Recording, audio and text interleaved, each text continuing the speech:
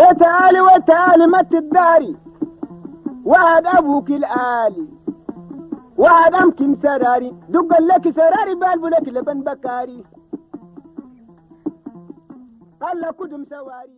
Je dirais que Rick Bondi n'a pas pu démontrer ce qu'il a dit avec ses 40 000. Il est revenu dire que non, il n'y en avait que 1000, etc. Il n'a pas pu, il a menti et ça s'est démontré parce qu'on a vu que les gens avaient un pays ouvert, que les gens posaient des actes contre les gens qui défendaient leur pays, d'accord. Et les lois de la guerre, tout le monde les connaît. Et vous savez, c'est pas l'histoire de France qui va nous démentir, parce que vous savez qu'au lendemain de la libération, quand on a libéré Paris, la résistance, quand elle est rentrée à Paris, le soir même, l'état-major a donné des ordres d'exécution de plus de 2000 Français collaborateurs des nazis. Parce qu'on a dit quoi? On a dit non, ceux-là, ils ont fait trop de mal. Il n'est pas question qu'on leur pardonne ou qu'il y ait une loi d'amnistie. Pas question. Il faut impérativement les punir. Et 2000 personnes, je dis bien, et même certains historiens disent que c'est beaucoup plus, 2000 personnes, 2000 collaborateurs ont été exécutés. Parce qu'ils avaient fait trop de mal à leur pays. Je suis un peu curieux, madame. D'où vous viennent toutes ces connaissances? D'aucuns Tchadiens disent non, c'est le président Hissène Habré qui essaie de vous enseigner l'histoire ou encore comment parler aux autres. Est-ce que vous pouvez nous parler un peu des études que vous avez faites? Non, je dirais que... C'est juste une parenthèse. Oui, non, il n'y a pas de problème, avec plaisir, il n'y a pas de problème. Non, je dirais que d'abord je suis juriste, donc je suis juriste, ça c'est de formation. Maintenant, je partage. Vous avez fait vos études au Tchad? Oui, jusqu'en terminale, et puis après nous sommes partis, je suis venu en France et j'ai fait mes études en France. Voilà. Donc, je dirais que bon, je partage la vie d'un homme, le président Hissène Habré, un homme exceptionnel, un homme politique, un homme d'État engagé, un homme d'une grande culture politique, culture générale ici, un homme aussi qui a une expérience remarquable, de beaucoup de choses, des choses de la vie, un homme qui a été regarder son parcours, il n'y a pas très peu d'hommes politiques en Afrique qui ont ce parcours. Et donc ce parcours est synonyme aussi d'expérience, de connaissance, de jugement. Et donc j'ai beaucoup appris à ses côtés en partageant sa vie. J'ai beaucoup appris de nos échanges. Et je dis donc que Dieu lui prête longue vie. Et voilà. Donc autre chose, je dirais que quand vous parlez des connaissances et tout ça, c'est-à-dire que vous savez que dans cette affaire, dans cette traque judiciaire, longue, sur 15 années, c'est pas rien. Et quand on a vu tout l'ensemble des mobilisations de ces gens-là, donc nous avons beaucoup travaillé. Avec nos équipes d'avocats, avec les gens qui nous ont soutenus, sous la direction du président. Et nous avons fait face à beaucoup de choses. Et croyez-moi qu'il a dirigé cette équipe d'avocats avec beaucoup de clairvoyance, en mettant en avant toujours ses intérêts politiques, ses intérêts judiciaires. Et c'est pas simple, c'est pas facile quand on voit l'ampleur de la corruption, l'ampleur de l'argent qui a été mis dans cette affaire, pour pouvoir vraiment, et c'est pour ça que n'ayant pas pu le battre sur le terrain du droit, ils ont dit faisons du force. Je pense que ça va éclairer la plupart des lecteurs. À travers vos commentaires, souvent vous nous posez des questions sur la personne de Madame Raymond Fatima Habré. Je pense que pour ceux qui nous regardent, ils sont édifiés. Pour retenir un peu sur la partie de notre échange, vous avez cité la France parmi les acteurs majeurs du procès Habré. Comment appréciez-vous la politique française? Par vos chroniques, vous parlez un peu des bases françaises à travers l'Afrique. On a publié une chronique qui a fait l'aura de la presse. Parlez-nous un peu de la politique française au Tchad. Alors, je dirais que la politique française Le Tchad, on pourrait en parler les heures. On va essayer de schématiser pour les internautes de Canal Focus. On va faire peut-être un focus beaucoup plus sur le Tchad, qui peut être intéressant. Donc je dirais que la politique française au Tchad, d'abord elle se décline par une coopération civile et puis après une militaire. Donc cette coopération civile classique, c'est par exemple la formation, intervention dans le domaine de l'éducation, dans le domaine de la santé, etc. D'accord? Ça c'est le classique si on peut dire. Et puis on a la coopération militaire. Celle-là, on peut la décrypter en deux temps. Une coopération militaire officielle, voilà, officielle et officieuse. L'officiel c'est quoi? C'est classique, formation, machin, stage, etc. des gens. Et voilà. Et puis, celle qui est donc officieuse, disons, dans l'officiel, on peut rajouter vente de véhicules, vente d'armes, véhicules militaires, vente d'armes, vente d'équipements, voilà. Et puis, les formations, bien sûr, les stages dans les écoles, les militaires, etc.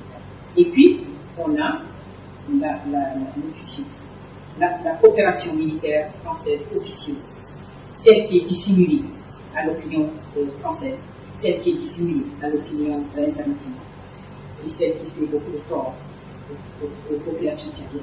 C'est-à-dire, c'est d'abord un soutien militaire affiché par des interventions militaires pour mater les rébellions, pour les détruire, par des bombardements aériens, hein, par un renseignement militaire actif, très actif, hein, par des systèmes d'écoute et de géolocalisation des gens. Vous voyez, on sait très bien, dans certaines familles, même que nous connaissons parfois, vous avez des jeunes tchadiens qui sont partis dans les rébellions et que le papa ou le frère inquiet qui est au Tchad prend son téléphone et essaye d'appeler là où il est pour avoir de ses nouvelles parce qu'ils ont entendu qu'il y a eu des combats. C'est tout simplement ça. Et ils sont automatiquement géolocalisés et écoutés par la base militaire française et les renseignements sont donnés et la personne se fait immédiatement arrêter.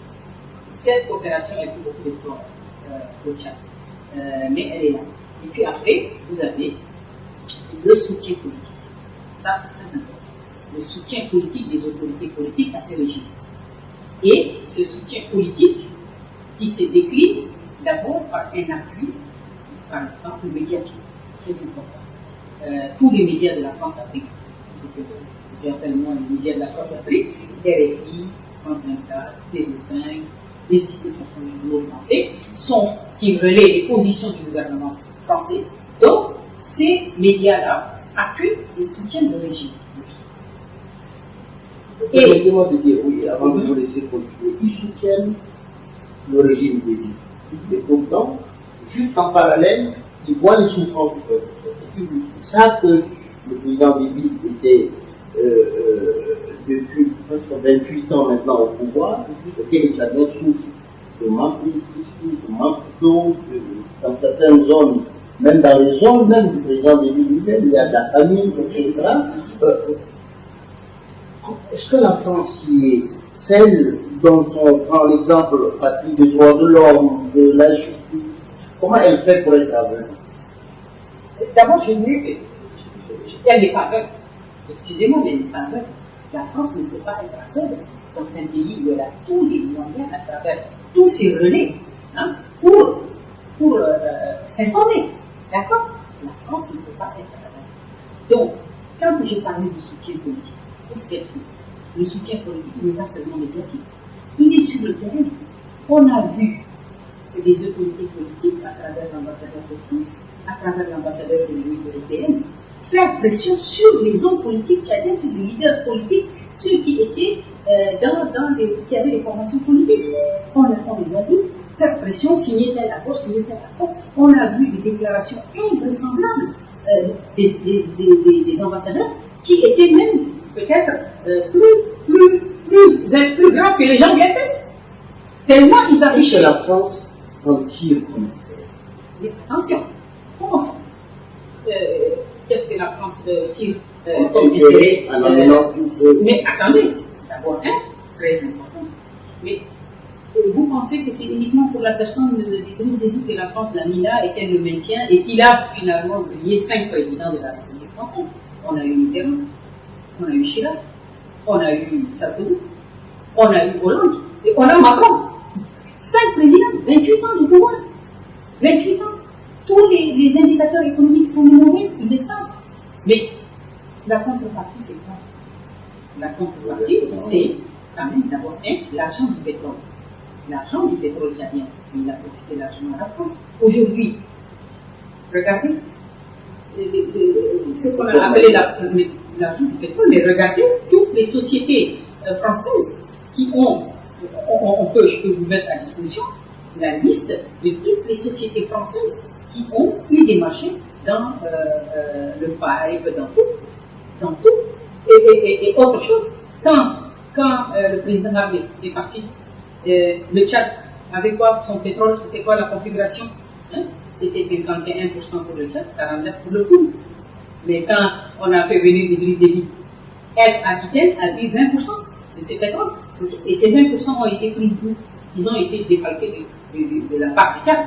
Mais ces 20%-là, F les a achetés où? Est-ce qu'on peut voir la trace de l'argent versé dans le trésor public tchadien des parts de 25% du pétrole? Non, ça a été un cadeau, parce qu'on l'a amené au pouvoir, et c'est ce qu'il voulait. Donc ça veut bien dire ça, d'accord? Donc c'est un. Deuxièmement, regardez simplement aujourd'hui l'implication du Tchad dans le terrorisme, dans la lutte contre le terrorisme. Aujourd'hui, mais on a vu l'épopée, l'implication du Tchad jusqu'à sur le nord. Je parle d'épopée parce que je dis qu'ils ont quitté depuis le nord du Tchad pour arriver eux-mêmes jusqu'au Niger. Jusqu'au Mali, pardon. Ils ne sont pas passés par le voie normale, c'est pas par le Mali.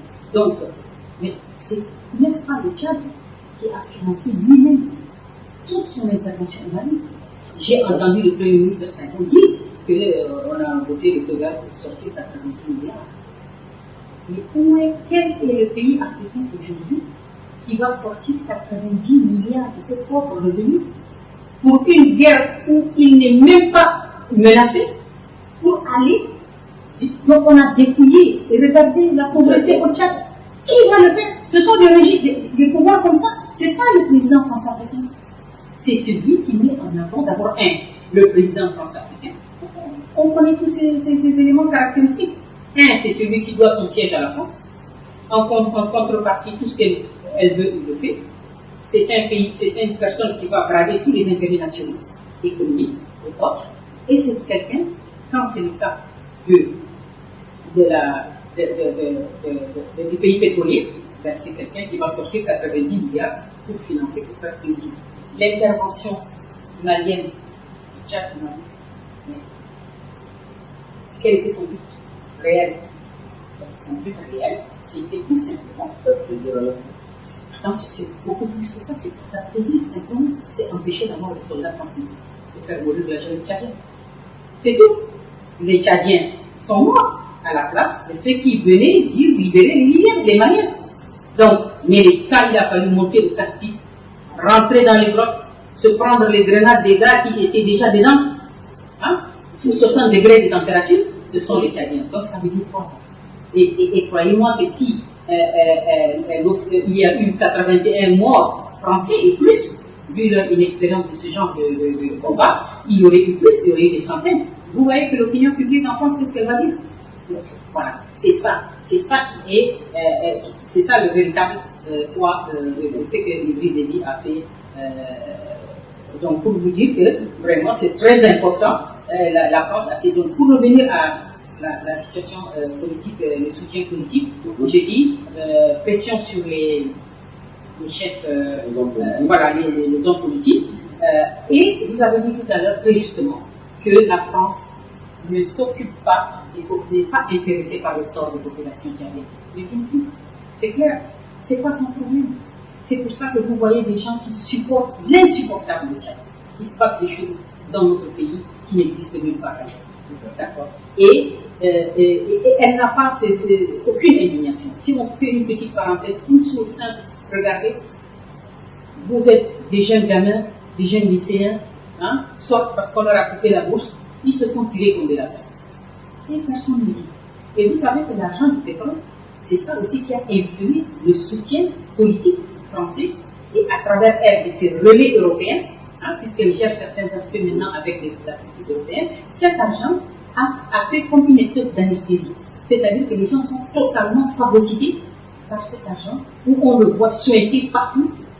Et il est évident que même des soutiens politiques dans la classe politique française, ils en profitent largement. Et c'est ça qui explique que les gens sont top. Et puis, bon, ce qui est aussi l'ampleur de l'interventionnisme français, l'ampleur au Tchad, a fait que a vraiment un peu traumatisé les gens, ce qui fait que vous avez les Tchadiens à chaque fois, ils ont cette attente éperdue. C'est une attente éperdue en direction de la France. En direction de la France. Et à chaque fois que vous avez, par exemple, un nouveau président français qui arrive, tout le monde va dire, bon, il ne s'entend pas avec les pays, peut-être qu'il va les faire partir, il ne s'entend pas avec les. Vous voyez, cette attente éperdue là, il faut que vraiment les gens ils se disent que la France, elle s'en fout des sortes de populations tchadiennes. Il faut que les gens comprennent que les Tchadiens eux-mêmes agissent pour mettre fin à leur calvaire. Voilà. Il ne faut pas qu'il y ait cette attente éperdue. Ça ne sert que ce soit les autres à rien. Donc je dirais que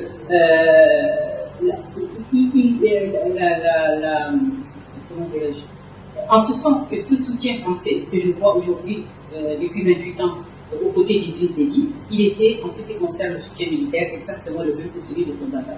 Vous voyez que Tombouctou, il y en avait un positionnement d'une force militaire qui écrasait les rebelles. Et c'est exactement ça qui se passe. Et je dirais que vraiment, il y a eu un glissement que j'ai trouvé moi intéressant à souligner dans cette politique française. C'est, par exemple, vous savez, de tout temps, la France avait un préjugé négatif par rapport aux leaders du Nord.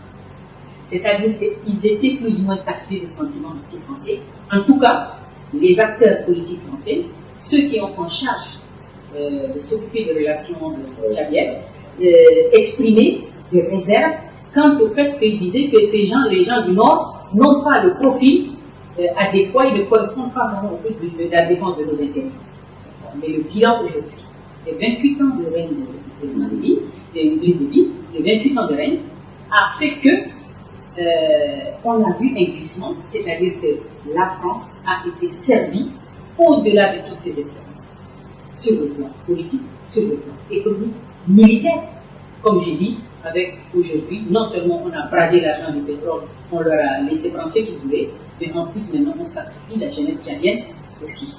Donc aujourd'hui, je peux vous dire que dans certaines notes confidentielles, vous voyez ces acteurs français qui écrivent, qui disent que bon, aujourd'hui nous pensons qu'un leader du Sud ne peut plus gérer ce pays. Un leader du Sud ne peut plus gérer ce pays. Et donc, on a un voilà, exactement, c'est ça pour ça que je dis qu'il y a un glissement, parce que vous savez qu'avant, ils disaient non, il faut faire des options A, B, plan, pour essayer de trouver un plan, de faire en sorte qu'il y ait un retour du Sud au pouvoir. Vous comprenez? Et après, aujourd'hui, donc on les note dans les notes confidentielles. Ça nous interpelle, nous tous, parce qu'on se dit que finalement, les destinées, les règles pour accéder au pouvoir, ne sont pas entre les mains d'un quelconque suffrage, mais seulement entre les mains des Français qui font ce qu'ils veulent. Donc, voilà, j'ai dit que sur cette politique, c'était intéressant de souligner ces glissements. Sur le Tchad. En 28 ans de règne d'Idriss Déby, quels sont les parties, les aspects de son gouvernement que nous pouvons voir? Là encore, c'est un vaste sujet.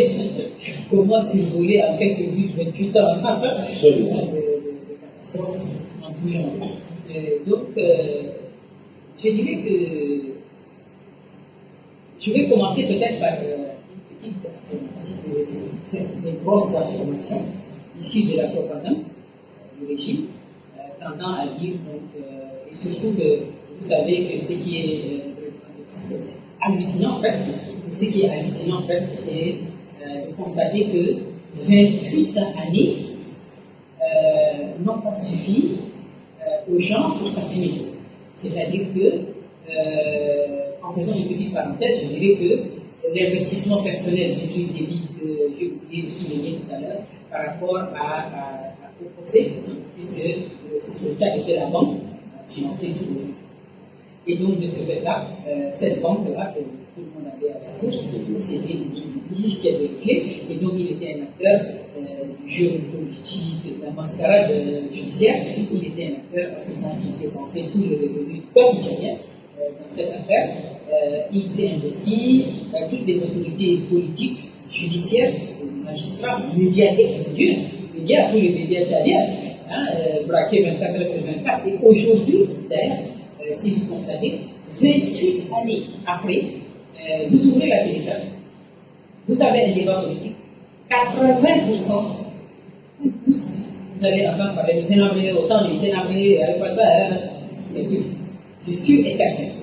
Donc, vous voyez comment les gens font de la diversion, ne veulent pas assumer leur échec, leur incompétence. Quand est-ce que 28 années, vous ne voulez pas vous assumer, vous allez vous assumer quand? C'est pas possible. Donc, en fait, on ne peut pas l'accepter. Et on remonte, toutes les conduites se remontent, le temps, c'est Sénabré. Donc, on entend régulièrement des responsables politiques du MPS, par exemple, ça que j'ai parlé des grandes affirmations de la propagande, c'est de dire vous avez la liberté d'expression, autant des Sénats, il n'y avait pas de liberté d'expression. Souvent j'entends à la télé, les gens le disent. Non, je vais le prouver. D'abord, y a-t-il une liberté d'expression aujourd'hui? Je pense que si vous posez la question à la population lambda, ils vous diront oui, on peut critiquer le pouvoir sans pour autant. D'accord. Je dirais d'abord cette pseudo-liberté d'expression, elle était une condition de l'avènement de ce régime.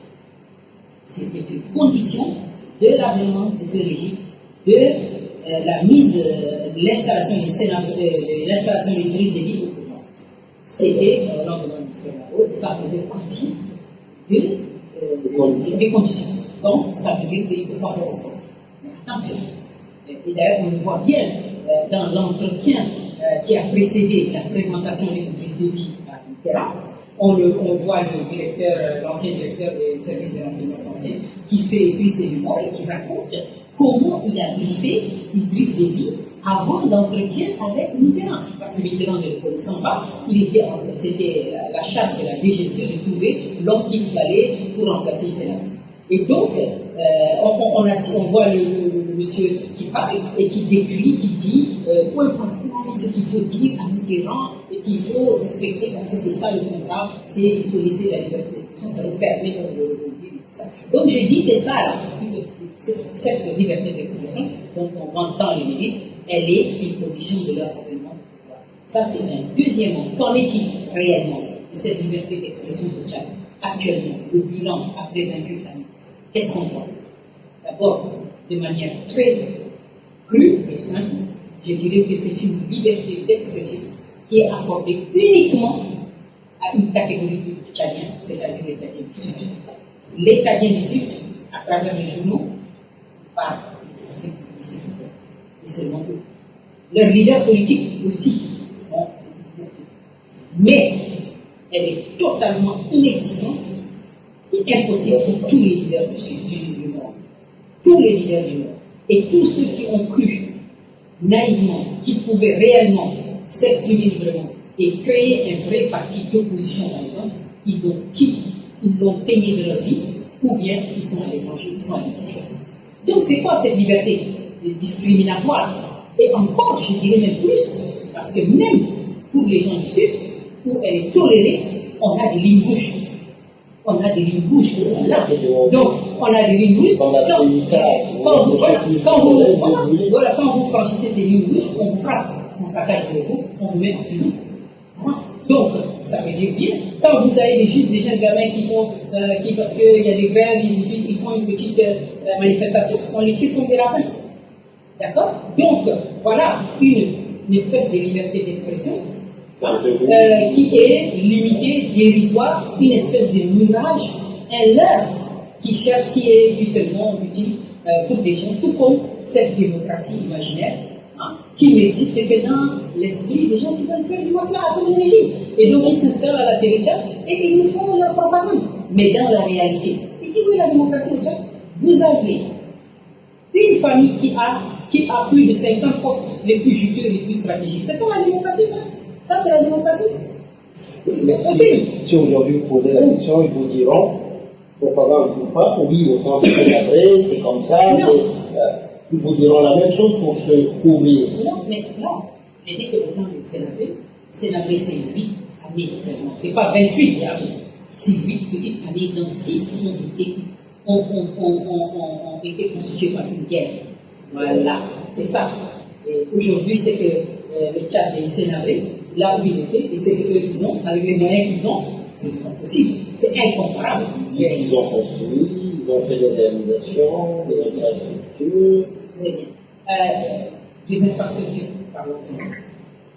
Quelle infrastructure? On les voit.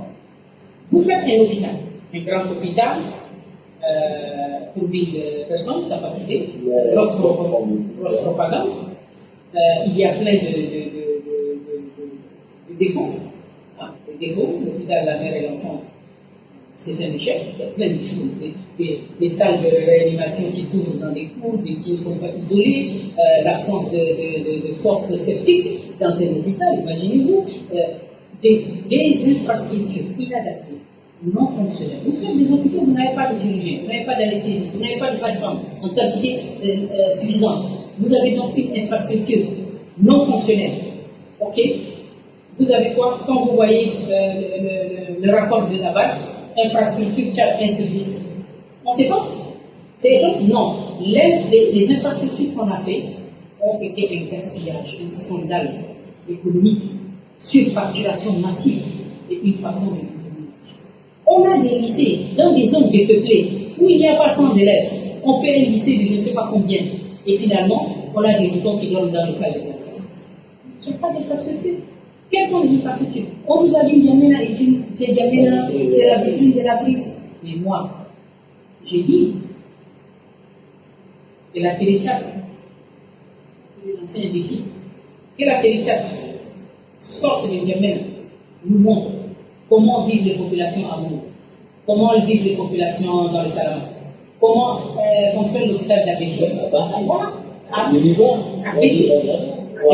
Ou plus loin qu'en guerre. À Béché. Aujourd'hui, l'hôpital d'Abéché fonctionne comme 80% grâce à l'aide des ONG, européennes, etc. L'État donne l'argent. Comment vivent les gens à Fayette?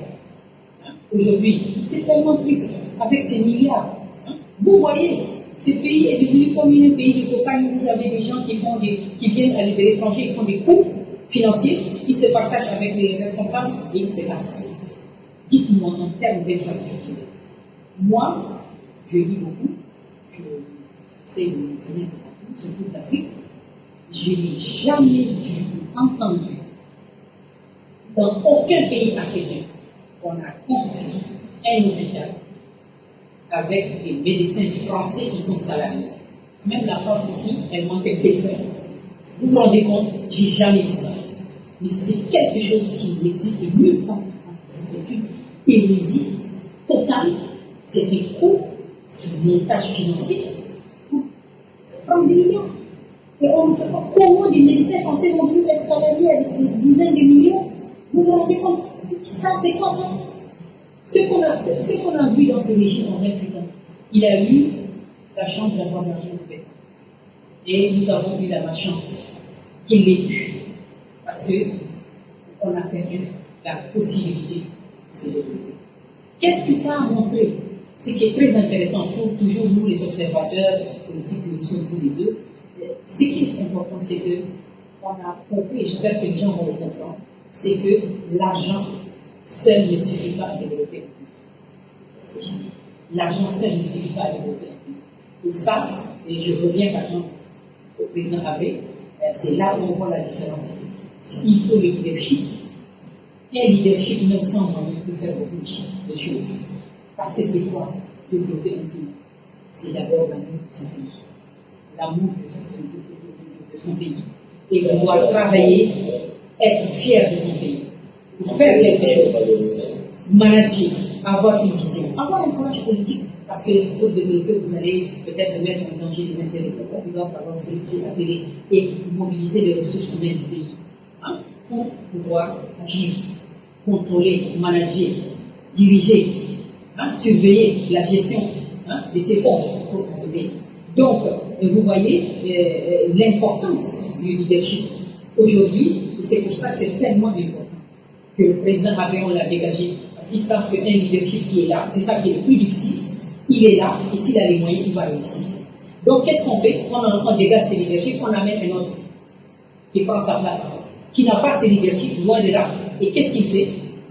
On prend l'argent qu'on veut, on laisse, ce qu'il a même, il ne peut rien faire. Et c'est ce qu'on a vu. Moi, j'aimerais aussi un peu attirer votre attention sur qu'est-ce qui fait peur à l'individu aujourd'hui, sachant qu'un tel ou un autre a volé l'argent du pays, a détourné l'argent, et fatalement, cette personne-là, nous sommes punis au rabais, on l'envoie en prison pour 2-3 mois et après on la lâche avec les biens volés, il jouit de cela. Et lui, il ne réagit pas. Qu'est-ce qui fait cette impunité? Non. C'est pas une réelle impunité. Si vous voyez aujourd'hui la configuration de ce régime, c'est qu'en fait, on a à peu près, je dirais, 150 personnes, à peu près. 150 personnes, depuis 1990, 150 personnes qui tournent dans son système. C'est un système. Pour nous, celui-là, il est président du Parlement, demain il est ici, on le met en prison, on le ressort, il est ici, celui-là, il est ministre de l'Intérieur, il passe ici, il passe là, il revient, il fait un petit tour à la prison, il revient. Voilà, absolument. C'est-à-dire que ce sont ces hommes. Donc, ça tourne, ça revient. C'est un système qui est. Il s'est lui-même mis dans une bulle et il a mis le peuple italien aussi dans une bulle. C'est ça que je disais que l'un des reproches qu'on pouvait faire même tout à l'heure à la politique française et européenne, c'est d'avoir un peu isolé le peuple italien dans cette bulle. Cette bulle où il subit des choses inqualifiables et isolé de l'opinion internationale. Et on fait une chape de plomb médiatique, tout ça. Et si vous regardez un peu, quelque chose qui montre un peu, vous savez, la triste affaire Zona, qui nous a tous émus, toutes les femmes italiennes, aussi bien à l'étranger qu'à l'intérieur, et qui n'a finalement rien donné de cette affaire triste. Et je dirais que au Tchad, au moment où il y avait l'affaire Zona, on avait l'ambassadeur de France au Tchad qui était une femme, l'ambassadeur de l'Union européenne était aussi une femme. Et elles ont pas été élues aucune mesure. Donc, ils se sont attelés à, vu l'indignation des populations, ils sont vraiment les gens qui ont marché, ils ont senti ça, ce frémissement de colère, ils l'ont senti traverser tout le corps social italien, et bien, ils ont fait une grosse diversion. Alors, on a tourné les projecteurs, on les a braqués ailleurs, on a fait ceci, on a fait cela. Donc voilà encore, quand il y a des faits graves et qui touchent les Tchadiens, et qui s'élèvent, et qui parlent, ils ne sont pas aidés. Au Sénégal, vous avez un truc, mais ça fait le monde entier crie, tout le monde crie, tout le monde bouge. Vous avez écouté